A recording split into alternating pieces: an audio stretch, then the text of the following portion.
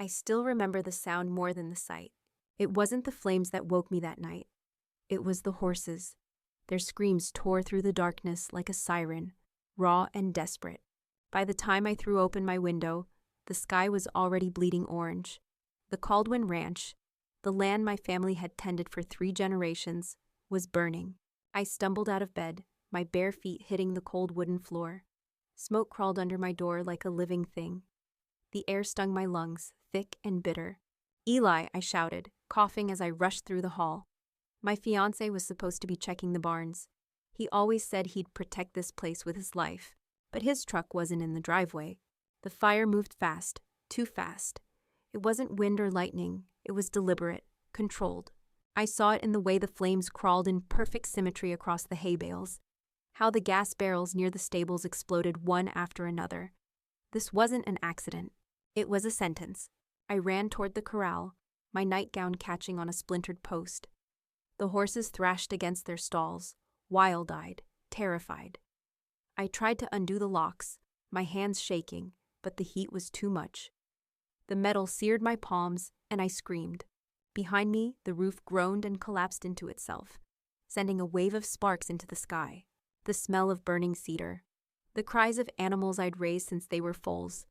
It was like watching my entire life die in one breath. I don't remember fainting, only the sound of sirens cutting through the dawn.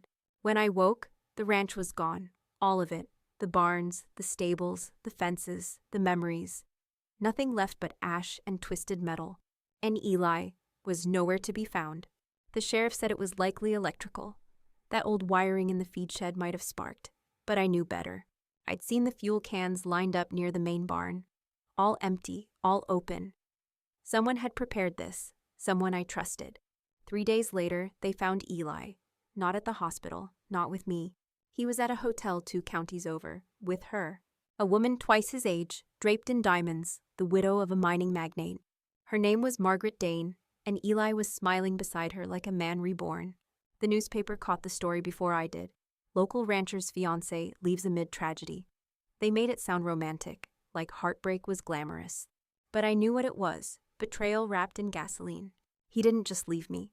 He destroyed everything we built, burned it to collect the insurance payout under his name, a policy he'd switched just weeks before the fire. It was all legal, the lawyer said, all in his signature, all in his control. And me, I was just collateral damage. The first few months were a blur of grief and paperwork. Insurance denied my claims. The town pitied me, then moved on. The Caldwell name became a ghost. Sometimes I'd drive past what used to be the ranch. Nothing but a blackened field now, where even the grass refused to grow. That was the part that broke me most. Not the fire, not Eli, but the silence that followed. Because silence meant no one was coming to save me. I stayed in that silence for years. Until one morning, while sorting through what little I had left, I found something I wasn't supposed to see. An old envelope, tucked inside a stack of Eli's things I'd never thrown out. Inside, a receipt. For 50 barrels of accelerant, paid in cash, dated 3 days before the fire, and signed by him. The paper trembled in my hand. All those years of grief twisted into something new, hotter, sharper, alive. I didn't cry, didn't scream, didn't even breathe. Because in that moment, I made a promise. If he built his empire from my ashes, then I'd rise from them, and I'd make sure it burned again. Only this time, it would be his. The day I found that receipt, the Sienna Caldwell I once was, died. In her place stood something quieter, harder, sharper. Not rage, not madness, something colder, a promise forged in ruin. I didn't tell anyone about the receipt, not the sheriff, not the insurance investigator, not even my Aunt June, who'd taken me in after the fire and tried to stitch my heart back together with casseroles and kind words.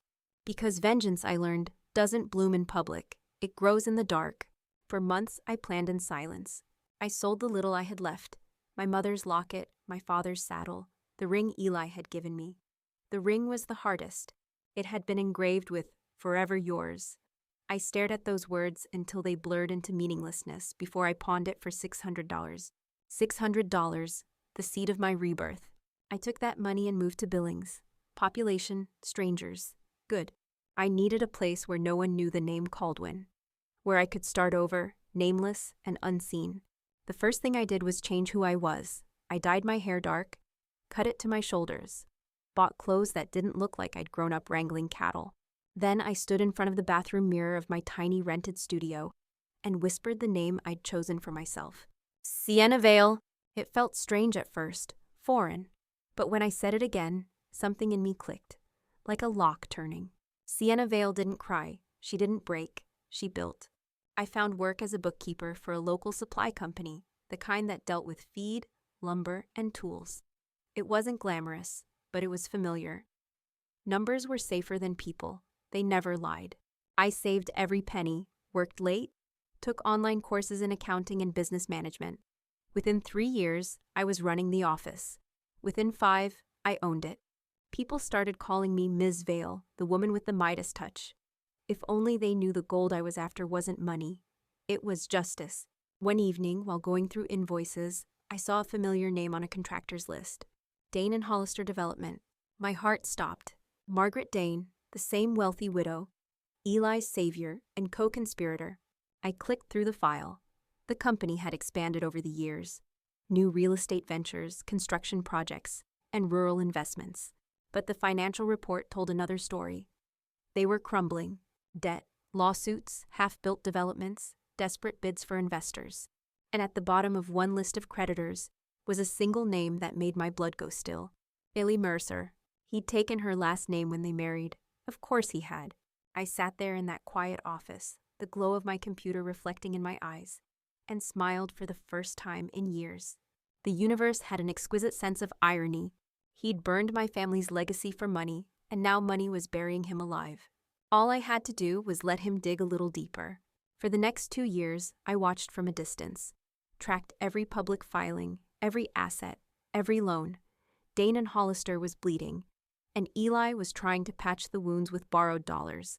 He opened a new branch in Bozeman, a risk. I knew the market. He didn't. He was gambling again, just like the night he lit that match. And gamblers always leave a door open for someone to walk in and take the pot. So I did. Under my company, Vale Consolidated Holdings, I started quietly buying his debt. One lien, one contract, one foreclosure at a time. By the time Eli realized the walls were closing in, I already owned 3 of his suppliers, 2 of his subcontractors, and a controlling interest in his loan underwriter. He was drowning, and I was the tide.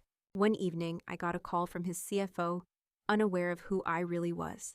Ms. Vale, we'd like to discuss a possible buyout offer. Our current assets could be merged under your firm's management, if you're interested. Interested? Oh, I was more than interested. I was starving for it. But patience had always been my weapon. I didn't say yes right away. I told him I'd consider it. And as I hung up, I looked at my reflection in the dark window. Hair sleek, voice steady, eyes unrecognizable.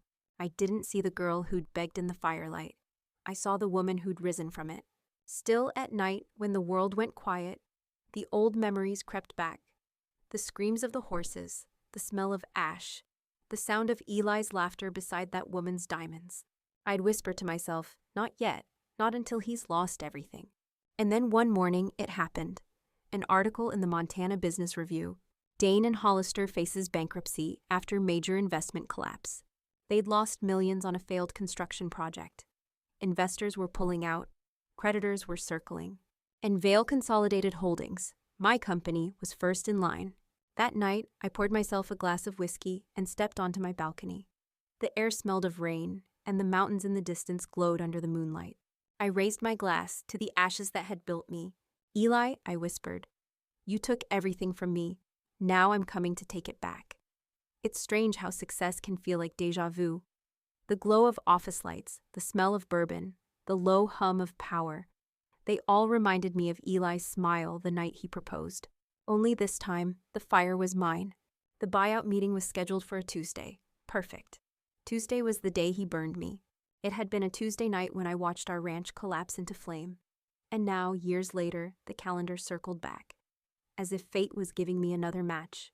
I arrived at the Bozeman corporate tower early, gray suit, hair tied back, no trace of the girl in denim and dust. The receptionist smiled nervously when I gave my name. Ms. Vale. She didn't know she was escorting a ghost. The conference room was sleek, cold, and expensive. Marble table, glass walls, city skyline. And at the head of the table sat him.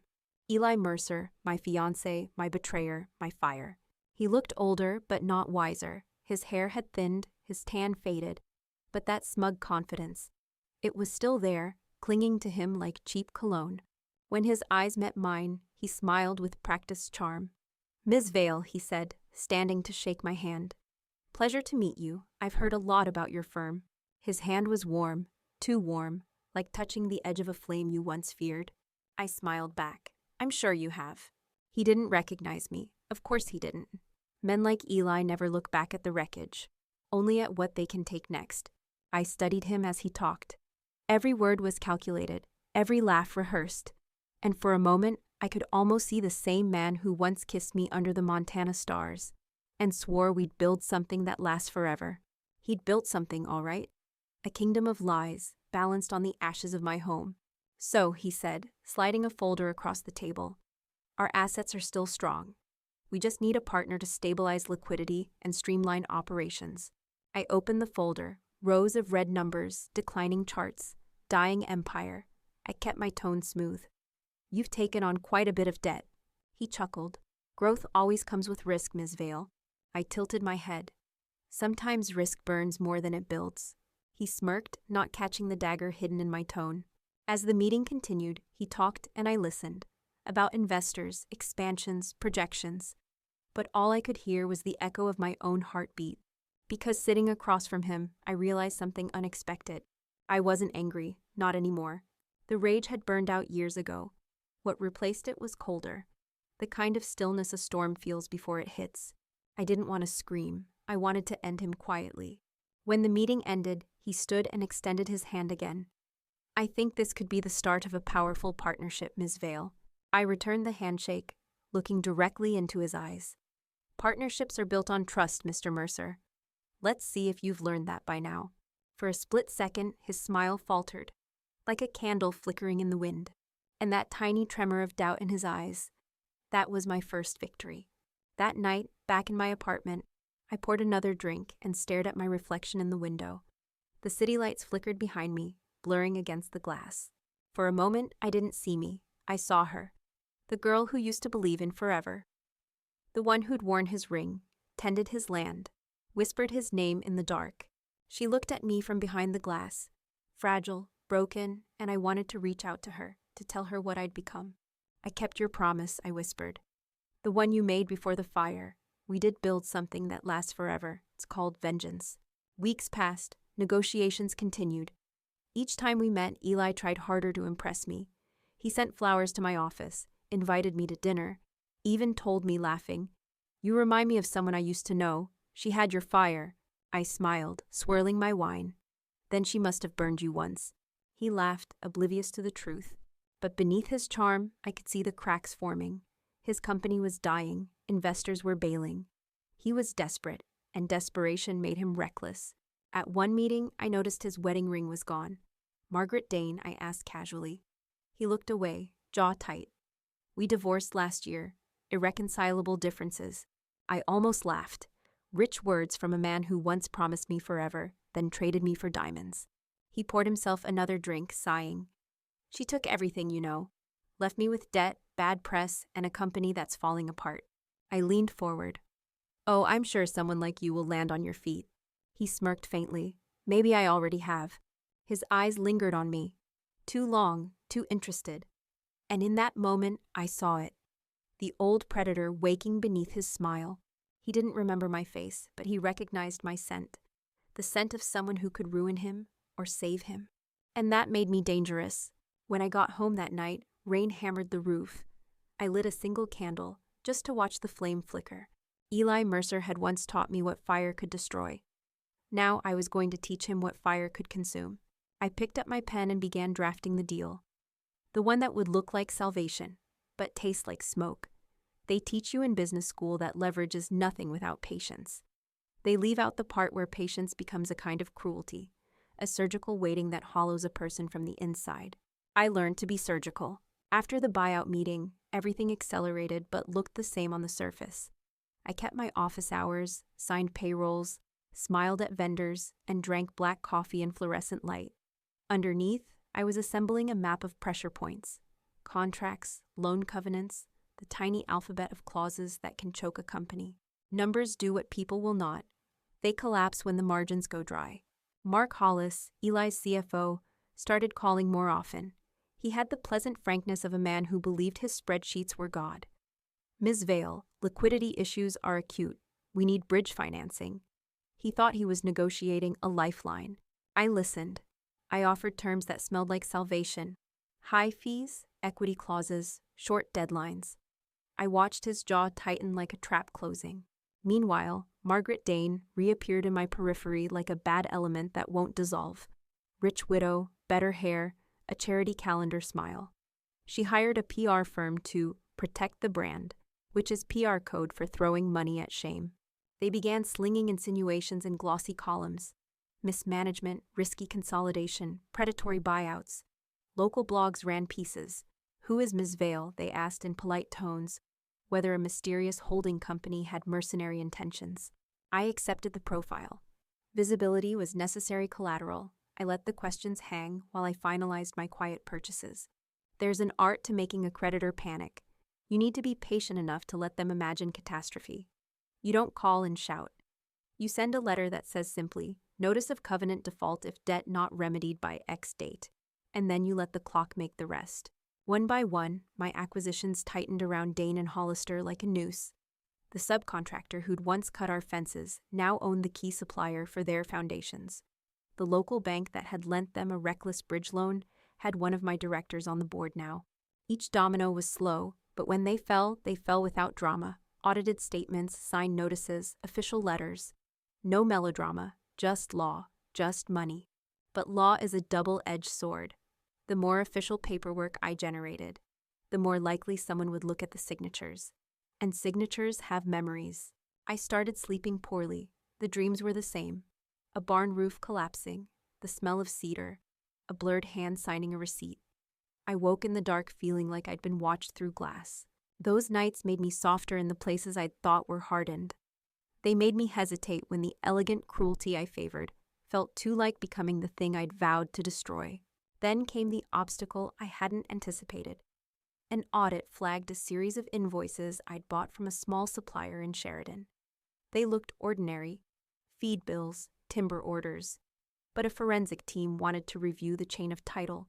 The auditors were efficient and unromantic.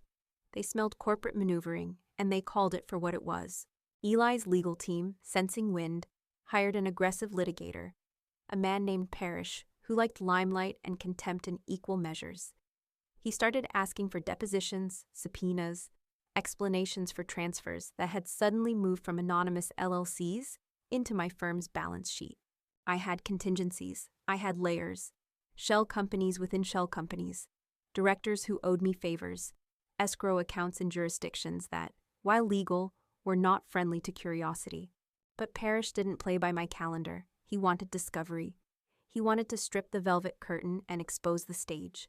And discovery, once opened, asks questions that have teeth. I called June, my aunt, the woman who'd nursed me after the fire, and I found tenderness at the end of the line. "Don't be a ghost, Sienna," she said. "People will look into ghosts."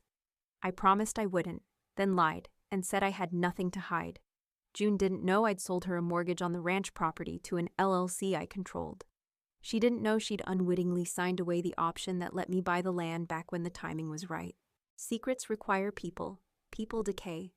June would never forgive me if she knew. She would also never survive the shock. Pressure mounted from another direction. One of Eli's subcontractors, a wiry man named Tom Larkin, came to see me in the parking lot of a grocery store. He had the scrappy desperation of men who get paid late and live by the next paycheck. "Ms. Vale," he said, voice low, "we need payment or we're out. Eli's walking blind. My crew's got families."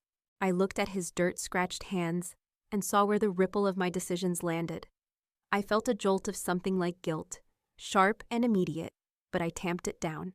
"You'll be paid," I told him, "but not by him, by someone who'll finish the job properly." He blinked, suspicious and relieved. "When men like Tom take your money and don't complain publicly, your plan keeps breathing." Parrish escalated. He filed for emergency injunctions, leaked rumor pieces about Vail Consolidated, and hinted to the press that a ghost investor from Sienna's past might be manipulating debts. The implication was a human one. Watch for a woman with an axe to grind. Some reporter even ran a half-coherent piece asking if I was the Caldwell girl. It should have exposed me. Instead, it lit a fuse. People who had reason to fear Eli began calling me creditors, former employees. A banker in Helena, who whispered that Dane and Hollister had defaulted on a loan with a clause that triggered immediate sale of certain assets. I added those assets to my portfolio. At home, alone in the late hours, I opened a drawer and found an old photograph. Eli and me at a 4th of July picnic, him grinning with the ring visible on his hand. For a second, I felt the strange twist of grief and triumph tangled together, a rope with 2 hands on either end. I had become the woman who could take everything back, but the cost was a ledger of small cruelties. The subcontractor waiting on pay, the aunt who didn't know, the man whose home I was quietly requisitioning. I told myself that justice was not the same as mercy. I repeated it until the words hardened into belief. And then, just as my control felt absolute, the phone rang. An unfamiliar voice said, "Ms. Vail? This is Detective Harris with the State Insurance Bureau. We've received a tip about the Caldwell fire. New evidence. We'd like to ask you a few questions, in person." I pressed the receiver to my ear and listened to the rain outside. For a moment, the careful architecture of everything I'd built felt like a house beside a river in spring. "Of course," I said finally, voice steady. "When would you like to meet?" He answered, and something in his tone broke into a quiet I hadn't anticipated. "We can come to Billings tomorrow, or we can meet at a neutral location. But you should know this is sensitive. And it's likely whoever called us won't be anonymous for long." I sat down because someone had called them, and whoever had called them might have called because the story was getting very close to the truth. The night after the detective's call, I barely slept. Every sound outside, a passing car, the hum of the refrigerator, felt like a threat whispering my name. By morning, my reflection looked like a stranger. Dark circles, sleepless eyes, the faint shimmer of fear buried under control. But fear was a luxury I couldn't afford. I'd spent years mastering silence. I wasn't about to break it now. I met Detective Harris at a cafe downtown. Neutral ground, public, easy to disappear from. He was mid-40s, clean-cut, with that patient posture of someone who'd learned to read lies before coffee. "Ms. Vail," he said, sliding into the booth opposite me. "Thank you for meeting. Of course, you mentioned something about new evidence." He nodded. "A statement. Someone came forward about the Caldwell Ranch fire. Claims they were paid to deliver accelerant to the property. The receipt had your fiancé's signature, Eli Mercer. Ring a bell?" My pulse stopped, just for a heartbeat. Then I smiled politely. "I'm sorry, Detective. I don't know anyone by that name." He studied me, his eyes narrowing slightly. "You sure? You grew up in this part of Montana, didn't you?" I stirred my coffee. "I've moved around a lot. Small towns blur together after a while." He leaned back, watching me like a hawk watching a mouse pretend to be a stone. "I'm reopening the case," he said finally. "Insurance fraud, arson, possibly conspiracy. But the witness won't stay quiet for long. Someone's nervous." I kept my hand steady. "Should I be?" "That depends," he said. "Did you know anyone connected to Eli Mercer before you came to Billings?" A pause. I met his gaze head-on. "No, should I have?" He smiled faintly. The kind of smile people wear when they're not sure if they're being lied to or played. "I'll be in touch, Ms. Vail." When he left, I sat there for a long time, staring at the half-empty cup. So, someone had finally talked. After all these years, the truth was resurfacing, but not under my control. That terrified me more than the fire ever had. Back at my office, I locked the door and pulled up my encrypted files. Every document, every purchase, every name, everything tied to Eli and the fire. I started purging traces. Emails deleted, shell companies rerouted, paper trails folded back into shadow. But one file stopped me, the ranch deed. Caldwell Acres, held quietly through my LLC.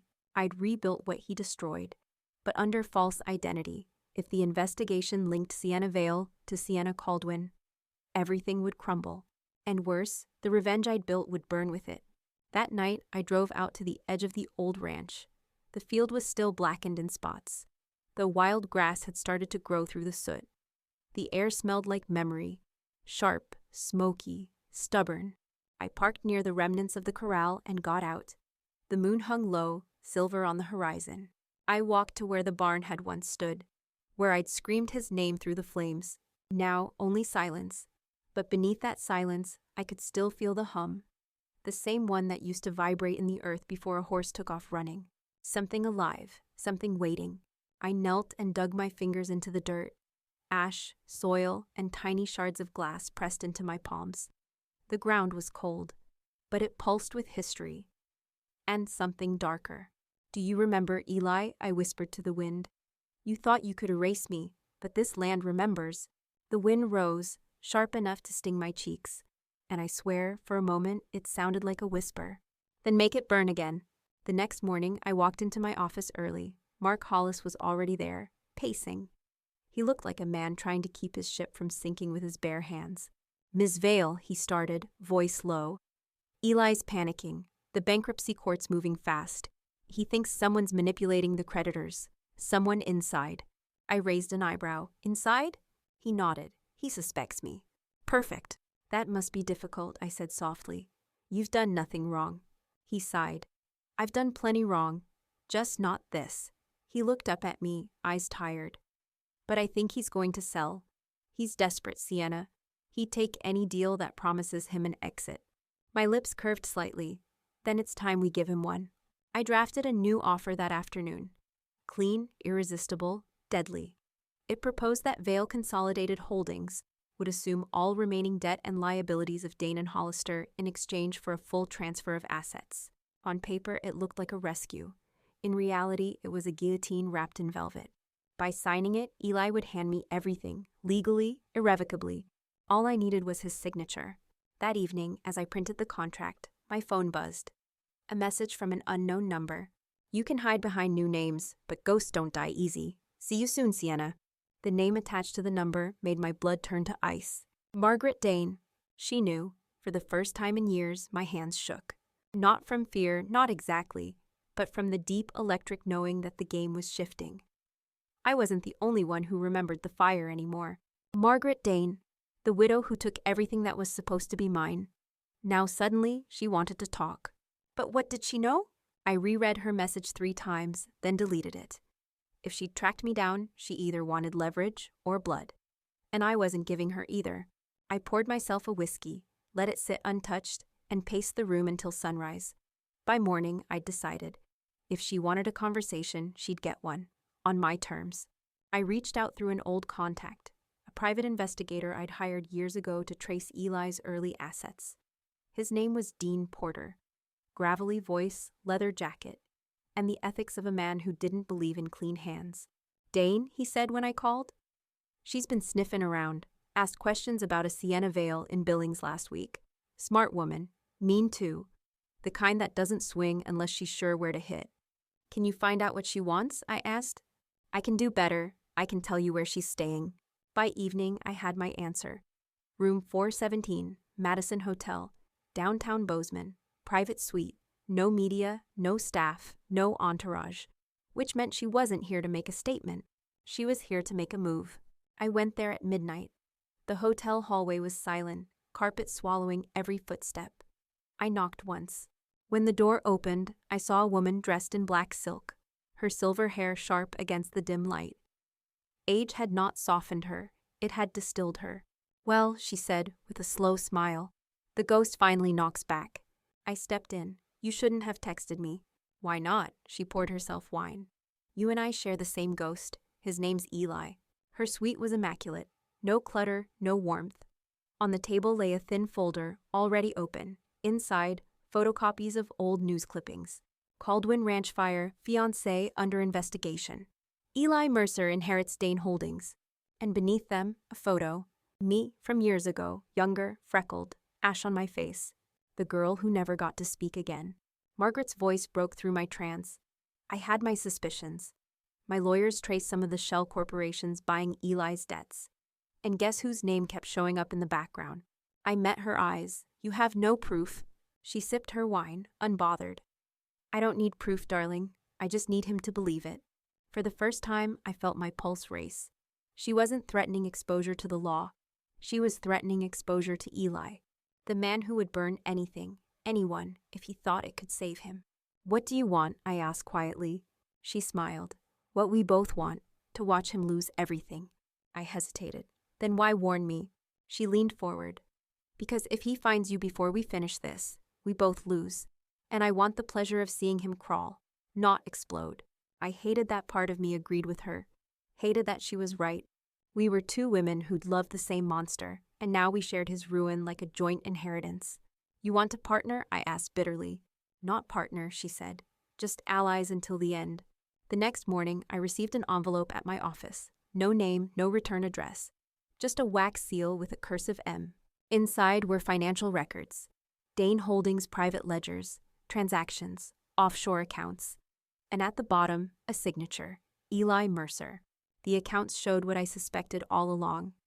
Eli had been siphoning money from her estate before their divorce.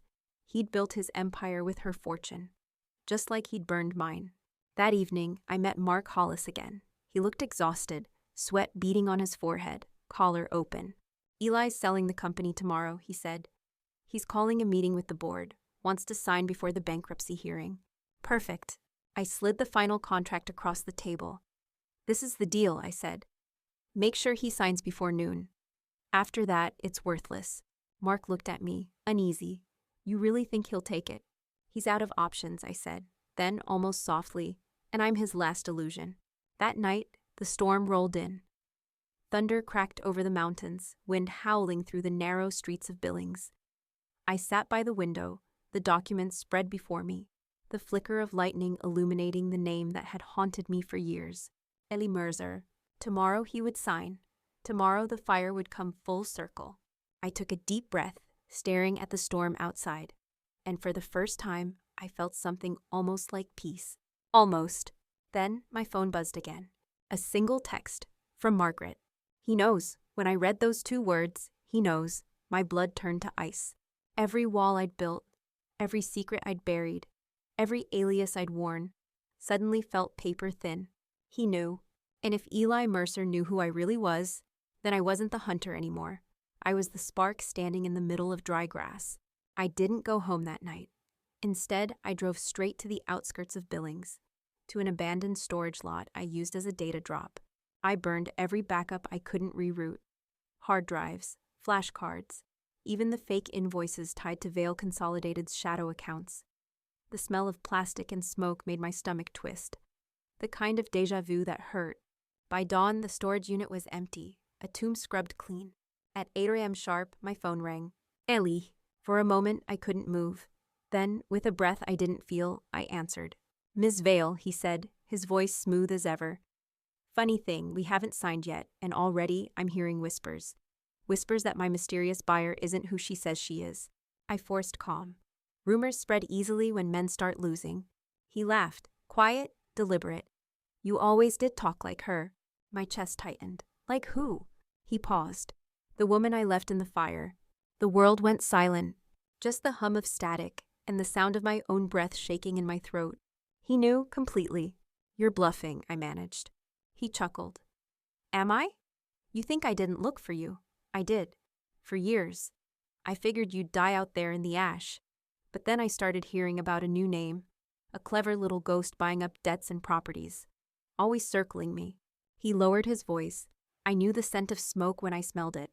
"Then why haven't you gone to the police?" I asked. He laughed again, deeper this time.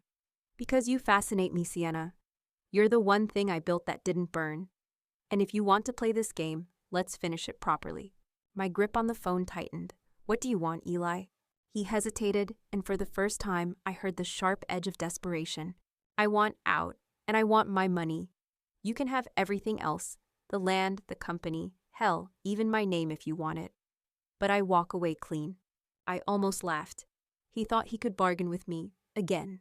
"Meet me," he said. "Tomorrow night, midnight, the old mill outside Helena. You bring the papers, we'll sign, and this ends." His tone softened, almost tender. "Don't keep me waiting, darlin'. You know how fire loves oxygen." Then the line went dead. For a long time, I sat in the dark, the phone still pressed to my ear. He knew everything, but instead of striking back, he wanted to meet. That wasn't like him, which meant he had a plan. And if he had one, so did I.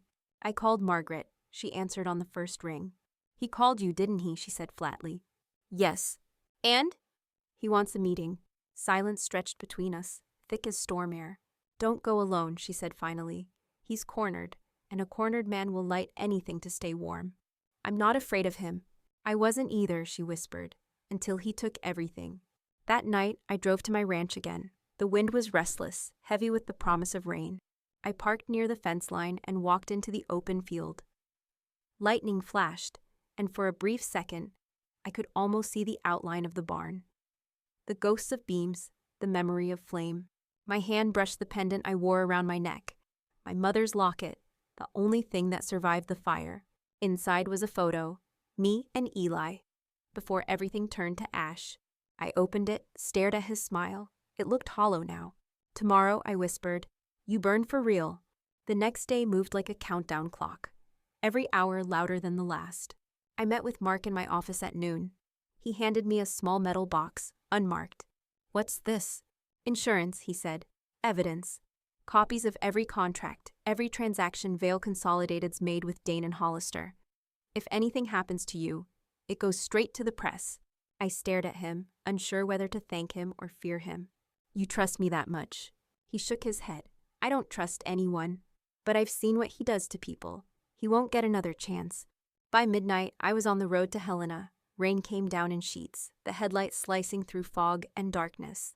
The old mill sat on the edge of the valley, abandoned, silent, the kind of place where things go to disappear.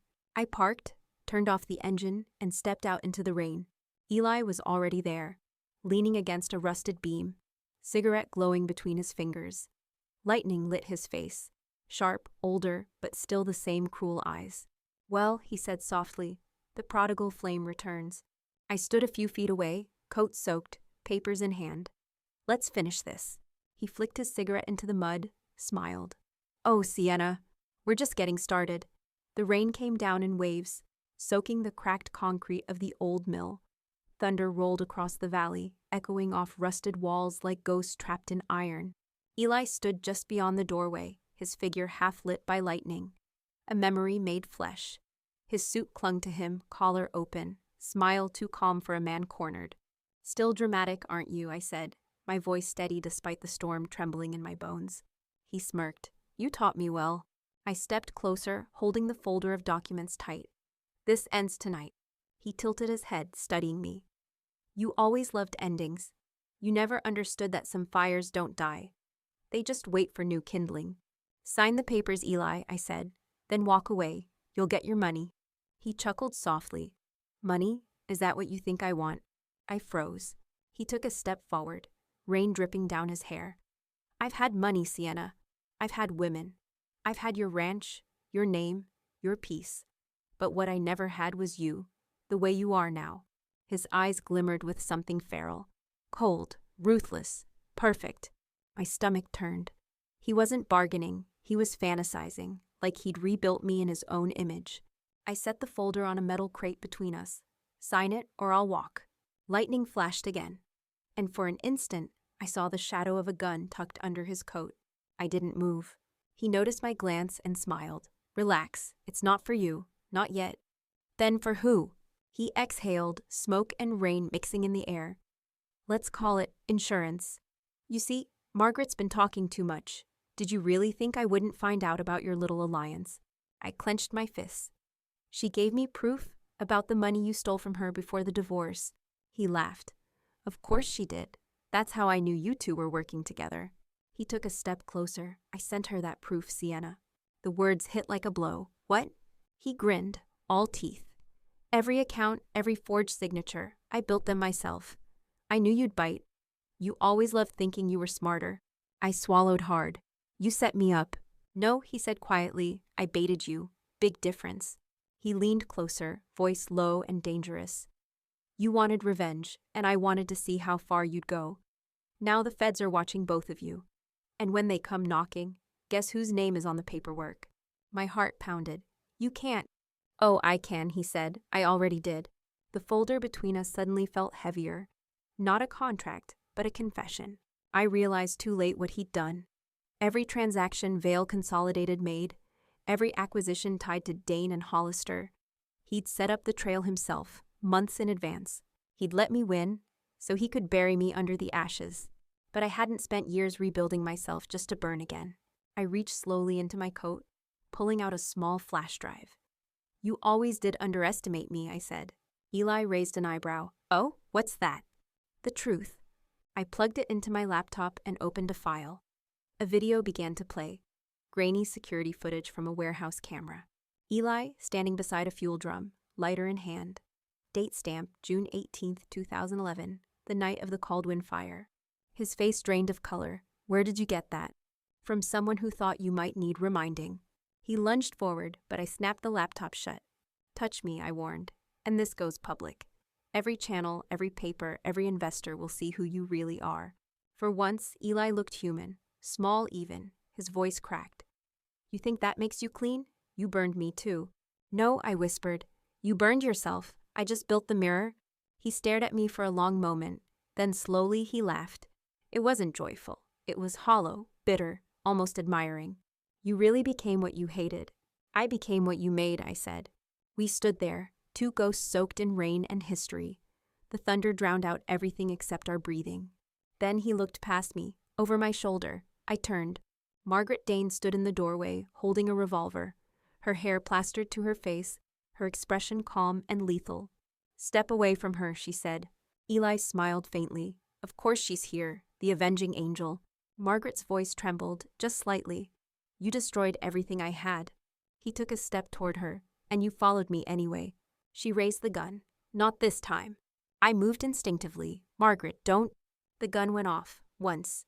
The echo ripped through the mill, swallowed by thunder. Eli staggered back, eyes wide, then collapsed to the ground. Rain poured through a hole in the roof, washing over the blood blooming beneath him. Margaret's hand shook. Her breath came in ragged bursts. I reached for her wrist. "What did you do?" She looked at me, eyes wild, pupils trembling. "What you couldn't." Sirens wailed in the distance, faint but closing fast. I glanced at Eli's still body, then at Margaret. We didn't have much time. "Give me the gun," I said. She hesitated. "They'll think it was self-defense." "No, they'll think it was us, both of us, and he made sure of that." Her hand trembled. Then she placed the gun in my palm. Our eyes met. And in that moment, I realized we weren't allies. We were survivors standing on the same pyre. I threw the gun into the flames of a nearby barrel. The metal hissed, the fire swallowing its shape. Then I turned to her. "You need to leave, now." She shook her head. "What about you?" I looked once more at Eli's body. "I still have to finish what he started." The sirens grew louder, flashing red through the cracks of the old walls. As Margaret disappeared into the rain, I crouched beside the fallen man I'd once loved. His eyes were open, still defiant even in death. "Goodbye, Eli," I whispered. "You finally got your fire." And outside, the night burned again. When the police arrived, the storm had softened to a drizzle. The night smelled of gunpowder and wet soil. The scent of endings. They surrounded the mill, flashlights cutting through the mist. I raised my hands slowly, palms slick with rain, pretending to tremble. Not out of fear, but calculation. 2 officers approached, weapons drawn. "Ma'am, step away from the body." I did. One of them grabbed my wrist, cold metal closing around it. The cuffs felt almost familiar, like a bracelet I'd worn once, in another life. At the station, I gave them what they wanted. The version that sounded true. That Eli had lured me to sign the deal. That Margaret appeared suddenly, gun in hand. That the shot went off before I could react. That I stayed because I was in shock. Every word balanced on a knife between truth and survival. Detective Harris listened without interrupting. When I finished, he leaned back, eyes fixed on me with that same quiet scrutiny he'd worn at the cafe weeks ago. "Convenient," he said softly. "You just happened to be there when your ex-fiancé got shot." "Yes? And the other woman, Margaret Dane, she just disappeared." I nodded. I was too shaken to follow her. His gaze didn't waver. "You're either the unluckiest woman I've met, or the best liar in Montana." He didn't charge me that night. Not enough evidence, not yet. But as they released me, his voice followed me down the corridor.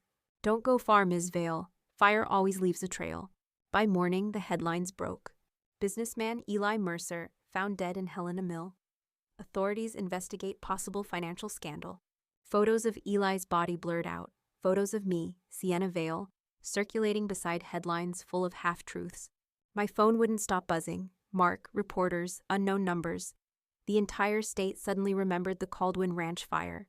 And this time, there was no hiding from it. Mark burst into my office around noon, eyes bloodshot. "Jesus, Sienna," he said, slamming a newspaper on the desk. "You're all over the news. The feds are calling this a financial conspiracy. Embezzlement, arson, murder, everything." I looked at the paper. Eli's smiling photo stared back at me like a ghost still mocking. "Let them," I said. He stared. "You're insane. They're coming after you next." I looked up, voice low and steady.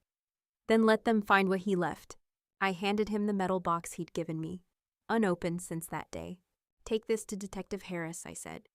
"Tell him it contains everything, contracts, transfers, recordings, the truth." Mark blinked. "You sure? It'll expose you too." "I'm already exposed," I said. "But if I fall, he falls with me."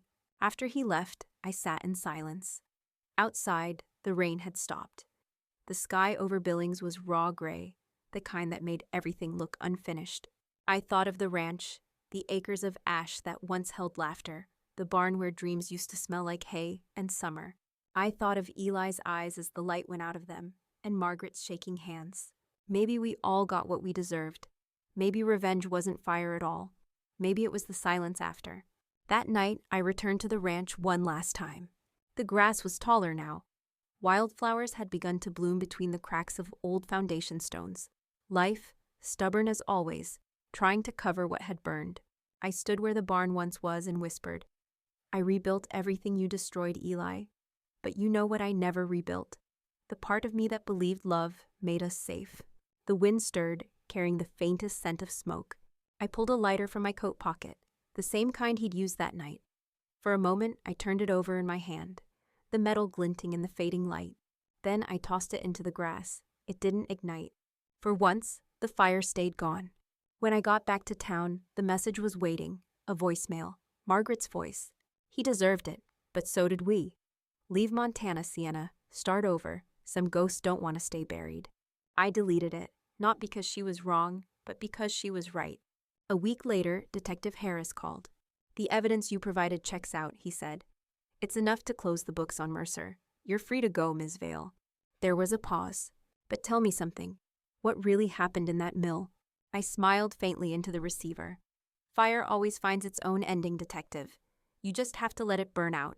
When I hung up, I didn't feel triumphant, just finished. The kind of quiet that comes after a long scream. I sold what was left of my holdings, transferred the rest to a trust for wildfire relief funds, and packed a single suitcase. As the train rolled out of Billings, I watched the plains stretch wide and endless. The land glowed gold in the morning sun, and for the first time in years, I felt weightless. I wasn't Sienna Caldwell anymore. I wasn't Sienna Vale either. Just a woman who had finally let the fire go. 6 months later, the world had moved on. The headlines faded. The police reports closed. The name Eli Mercer became another echo in Montana's long memory. But ghosts don't vanish. They just change shape. I'd been living quietly under a new name, Claire Alden, in the small coastal town of Cannon Beach, Oregon. A place where the sea sounded like forgiveness, and no one cared about who you used to be. The mornings were misty and silver, the kind of light that made everything look half-remembered. I rented a cottage near the cliffs, worked remotely for a small environmental nonprofit, and tried to learn how to breathe without expecting the smell of smoke. Some nights, I still woke up thinking I heard crackling wood. But it was only the waves, always the waves. They rolled in slow, relentless rhythm, cleansing, erasing, rewriting. One evening, as the tide began to pull back, I walked down to the beach with a thermos of coffee. The sand was cold under my boots. Children chased gulls in the distance. Normalcy had a sound again. I watched the horizon and whispered to no one in particular, "Is this what peace feels like? Or just the pause before something new burns?" The sea didn't answer, but the wind lifted my hair the same way it used to before a storm.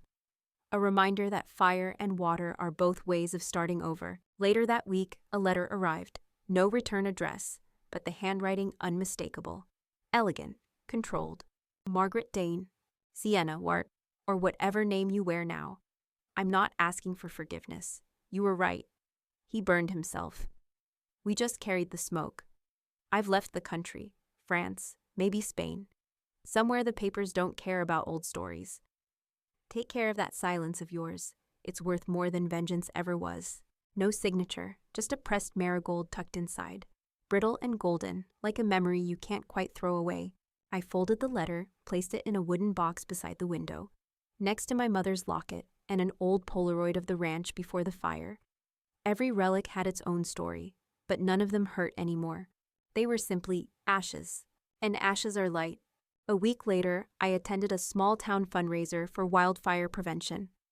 There were kids drawing trees on posters, a folk band playing under string lights, and the mayor giving a heartfelt speech about loss and resilience. When the microphone passed around for donations, I stood up.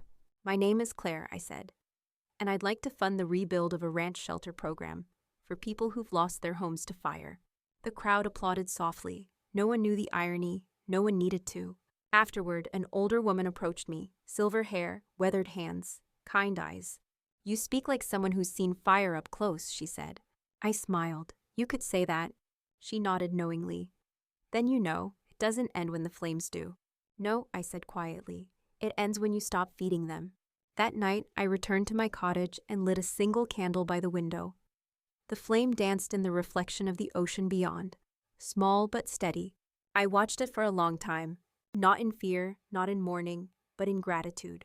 Because for the first time in a decade, I could watch fire and not flinch. I picked up my journal and wrote a single sentence. Every inferno ends with an ember, and every ember begins a dawn. Then I closed the book, blew out the candle, and let the darkness settle, soft and full of peace. It's strange how silence becomes a language. 6 months turned into a year, and the quiet that once frightened me had become my only prayer. Life, at last, had rhythm again, slow, deliberate, honest. I thought the story was over, but ghosts, I've learned, are patient storytellers. It began one morning with a letter, this time not from Margaret, but from Detective Harris. Typed, official, emotionless. "Ms. Alden, we've closed the Mercer investigation entirely. However, a final audit of seized materials revealed something that may belong to you. Enclosed, you'll find a recovered recording. Play it if you choose, but be aware, closure is never clean." Inside was a small USB stick. No label, no explanation. Just silence in my palm.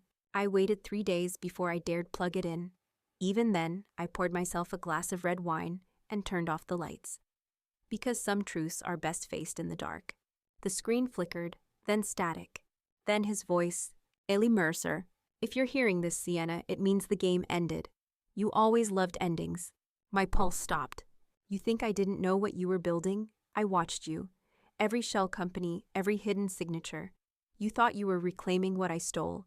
But revenge, my love, is just another form of inheritance. We both built our empires on the same ash." He laughed softly, not cruelly this time, just tired. "I used to think you were my ruin. Now I think you were my reflection." The recording crackled. Then silence again, before one last whisper. "If there's anything left of me in you, Sienna, burn this." The screen went black. I sat there for a long time, staring at the void on the monitor. It felt like he'd reached from beyond the grave, not to haunt me, but to hand me back the truth I'd refused to see. That revenge doesn't end when your enemy dies. It ends when you stop listening to their voice in your head.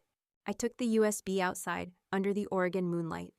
The waves murmured below, and the cold air bit at my skin like confession. I dropped the drive into the fire pit and watched it melt. Plastic, metal, and memory, all turning into black smoke that rose, spiraling into the night sky. For a moment, the smoke looked like a face. Then the wind scattered it, and Eli Mercer finally became what he'd always been. Nothing but air. When I went back inside, I sat at my desk and opened my journal again. The last line still read, "Every inferno ends with an ember, and every ember begins a dawn." Below it, I added, "And every ghost deserves a wind strong enough to scatter its smoke." The next morning, I woke before sunrise. The horizon was painted gold and silver, the ocean stretching endlessly ahead, like forgiveness made visible. I made coffee, wrapped myself in a blanket, and stood by the window as the first light touched the sea. Somewhere deep inside, I felt the faintest warmth, not fire, but peace. And for the first time, I smiled without needing to remember why. Because the vow had ended, and all that remained was dawn. There's a point after every fire when the land looks barren, charred, empty, uninhabitable. But if you wait long enough, you start to see green again. I used to think redemption was something you earned. Now I think it's something that quietly grows the moment you stop trying to control the burn. A year after leaving Montana, I went back. Not to visit the ruins. They'd long been fenced off, purchased by the state for conservation, but to speak at a wildfire recovery conference in Helena. When they invited me, I hesitated. Returning meant walking back into the smell of ash, but it also meant proving, to myself, that the smell no longer owned me. The auditorium was small, filled with farmers, rangers, and victims of fire. People who had lost barns, homes, forests, families. I stood at the podium, palms flat against cool metal, and said, "Sometimes, when everything burns, we mistake it for punishment. But fire is not moral. It's not good or evil. It just reveals what was already fragile." The crowd was silent. Somewhere in the back, a woman wiped her eyes. Afterward, a young girl approached me, maybe 15, freckles and determination. She asked, "Do you ever stop being angry at the fire?" I thought for a moment, then knelt so we were eye level. "No," I said softly, "but one day you'll learn how to live beside it, how to plant where it burned." She nodded slowly, like she understood in a way adults sometimes don't. That night, I stayed at a small motel on the outskirts of Helena. Through the window, I could see the silhouette of the valley, the same one where Eli and I had once dreamed of building a life. It was quiet now. The fields had regrown. No trace of what had happened remained. I whispered into the stillness, "I forgive you, Eli, not because you deserve it, but because I do." In the morning, I visited a local ranch. They were replanting trees on the old Caldwell land. I joined them. My hands sank into the earth, dark, rich, alive again. The soil still smelled faintly of smoke, but beneath it, there was the sweetness of renewal. A rancher nearby smiled. "Funny thing," he said. "Ash makes the ground fertile." I smiled back. "Yeah, it does." That evening, as the sun set over the horizon, I sat on a fence post and watched the light turn the hills to gold. Somewhere, far behind the mountains, the past was still smoldering quietly, but here, everything was new. I took out my journal one last time. On the final page, I wrote, "There are fires that destroy and fires that transform." I was both. I closed the book, placed it into the soil beneath a young pine tree, and covered it gently. Then I stood, brushed the dirt from my hands, and walked toward the sunset, toward a life that no longer needed flames to feel alive. 2 years later, spring arrived early in Montana that year, the kind that doesn't announce itself with thunder, but with quiet persistence. The Caldwell Ranch was no longer ash and ruin. The state's restoration program had replanted it with pine, wildflowers, and young cedar. The land looked unrecognizable, but somehow it still felt like home. I returned quietly, unannounced. No news cameras, no old ghosts waiting on the porch. Just the sound of wind brushing through new leaves. The road that once ended in smoke now ended in life. I parked by the fence line, the same spot where I once knelt with ash in my palms. Only this time, my hands met grass. Cool, alive. A park ranger spotted me. "Beautiful, isn't it?" he said, leaning on his shovel. "Did you ever see it before the fires?" I smiled faintly. "I lived it." He nodded, respectful but unaware. Hard to believe this was all black once. Funny thing about land, it forgives faster than people. I looked out across the field. Maybe it teaches us how. He offered me a small envelope. "Tree seeds," he said. "We let visitors plant a few to keep the place living. Would you like to add yours?" I took the envelope. Inside were 6 seeds, small, pale, unremarkable. Yet each one held a future. I found a patch of open soil near where the barn once stood. The sky was clear, the air sweet with the scent of cedar. Kneeling down, I pressed each seed into the earth. One for my mother, one for June. One for the girl I used to be, one for Margaret. One for Mark, who never stopped believing. And one for Eli. Not in love, not in hatred, but in acknowledgement. Because even the cruelest fire leaves room for something new to grow. When I finished, I sat back and watched the wind move through the young trees. The sun broke through the clouds, not brilliant, but soft, patient. The kind of light that belongs to beginnings, not endings. I whispered, "This is where it ends, and where it finally begins." As I stood to leave, I felt lighter than I ever had. Not because I'd let go of the past, but because I'd finally learned to carry it without burning. The road stretched out before me, golden dust rising in the afternoon breeze, and for the first time, I didn't look back. Epilogue. Note, Sienna's final journal entry. Fire taught me destruction. Ash taught me endurance. But the earth taught me something greater, that even after everything burns, life waits patiently beneath the surface. I am no longer the vow, nor the ashes. I am what grows after. The wind picked up, rustling the young pines. They bent but did not break. And as the sun dipped behind the horizon, the world shimmered, not in flame, but in quiet golden peace. 3 years later, Montana had changed again. The young forest I'd helped plant now stood taller than me. A sea of green where once there had been only gray. The locals had taken to calling it the Caldwell Grove. I never told them why the name felt like both a wound and a healing scar. It was enough that it lived. It was enough that I did too. I returned for the dedication ceremony, an event the state arranged to honor those who rebuilt after the fires. Reporters, officials, families, ranchers, all gathered beneath a wooden archway carved with the words, "From ash we rise." The governor spoke about courage and renewal. Children sang. And for once, I didn't flinch when someone said the word, fire. After the ceremony, I walked alone through the grove. The air smelled of pine resin and rain, a scent that didn't sting anymore. It began to drizzle softly, the first drops falling through the branches like silver threads. I lifted my face to the sky. It wasn't the fire that baptized me this time. It was the rain. A small memorial stone stood at the grove's center, engraved with names. Most I didn't recognize. Families, firefighters, victims. But near the bottom, carved in smaller letters, was one that made my breath catch. E. Mercer, reclamation donor. I blinked, reading it twice. Later, the ranger explained. Apparently, before his death, Mercer's trust donated to the recovery fund. Didn't specify details, just that it should go toward regrowth. I felt something twist inside me, not anger, not forgiveness, something quieter. Maybe guilt, maybe grace. For the first time, I realized his final act wasn't destruction, it was contribution. However twisted the path, he'd left something good behind. I knelt beside the stone, placed a small wildflower at its base, and whispered, "You finally gave something back, Eli. Maybe we both did." The rain fell harder, running down my cheeks, indistinguishable from tears. When I rose, a group of children ran past, laughing as they chased one another through the grove. Their voices filled the air with joy, echoing through the pines that used to be ashes. And in that sound, I heard the thing I'd spent so long searching for. Not revenge, not even redemption, but continuance. The quiet, unstoppable rhythm of life carrying on. I left the grove just as the rain turned to sunlight. Behind me, the forest shimmered, drops of water gleaming on leaves like tiny mirrors of the past. In one reflection, I thought I saw my younger self, barefoot, smiling, her hands unscarred, her heart unburdened. And for the first time, I didn't mourn her. I thanked her for surviving long enough to become me. As I drove away, the rain began again, gentle, steady, cleansing. In the rearview mirror, the grove faded into mist. But I knew it was there, growing, thriving, forgiving.